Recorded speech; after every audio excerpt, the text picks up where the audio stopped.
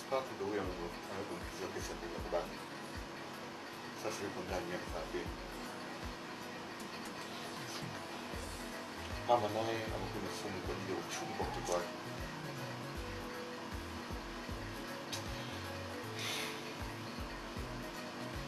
Mungu. Tumekosea nini sisi kwa kutumadhabu kama hii?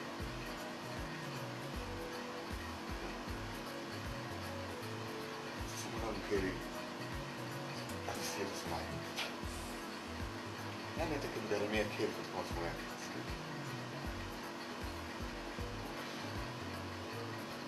Mwana mswaka.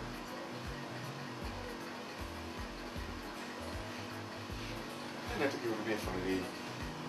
Nani atakaweza kuilisha familia na hali hii tulizonazo sisi sasa hivi? Usijali. Mimi nipo. Fungo Spark. Sio mwisho kabisa na kuishi. Mimi nipo pia. Mimi Spark kama ndio sio rafiki tena. Swala kusema kwa kweli. Kulisha familia hapa nyumbani. Mimi nitasema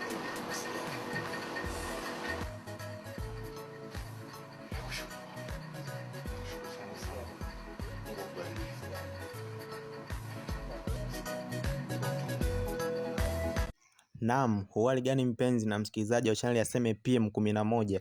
So leo tumekuja na good news kuhusiana na msiba mzito ulioikumba tasnia ya muziki hapa nchini Tanzania kuhusiana na kifo cha msanii Spark ambaye ameweza kufariki hapo jana majira ya asubuhi.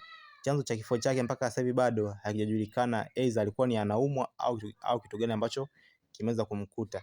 Ila kutokana na taarifa za watu wa karibu, akiwemo dadake wa kazi, aliweza kusema kwamba aliweza kurudi nyumbani, akapata chakula cha usiku na baadaye akawa ametulia sebuleni, akawa anachezea simu yake huko anaangalia TV, then akaenda kulala.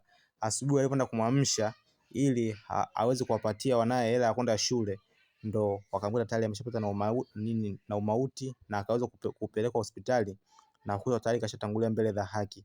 So leo mpaka sasa hivi tunavyoongea majira ya saa 10, mwili wake utaweza kusafirishwa na kupelekwa kwao mkoani Tanga, ndipo alipozaliwa na ndipo chimbuko la kwao huko. Kwa hiyo kesho ataweza kupumzika katika nyumba yake ya milele. So mpaka sasa hivi tunavyoongea chanzo cha kifo chake bado hakijaripotiwa.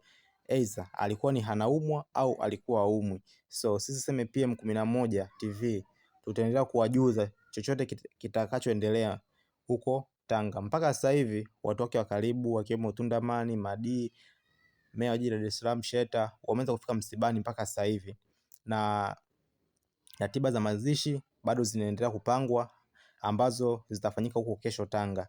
So mpaka sasa hivi imekuwa ni huzuni kubwa sana kwa wapenzi na washabiki wa muziki wa Bongo Flava, kwa sababu wameweza kuondokewa na msanii ambaye alikuwa ni maarufu pia, afu alikuwa ni msanii pia anayejua kuimba toka miaka 2007 2008 alipokuwa Tip Top Connection mpaka akaja kutoka, na hata alipokuwa akijitegemea mwenyewe katika muziki wake alikuwa pia ni bado anajipambania kurudi katika muziki.